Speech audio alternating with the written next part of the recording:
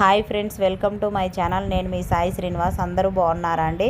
ఇక్కడైతే నైట్ డిన్నర్లోకి అనేసి నేనైతే ఉల్లిపాయ పచ్చడి అలాగే చపాతీ అయితే చేస్తున్నాను. ఈ ఉల్లిపాయ పచ్చడి కోసం నేను ఉల్లిపాయలను కట్ చేసుకొని అందులోనే కొంచెం కారము, సాల్ట్, జీలకర్ర అయితే వేసుకొని కచ్చా పచ్చాగా మిక్సీ అయితే పట్టించుకుంటున్నానండి.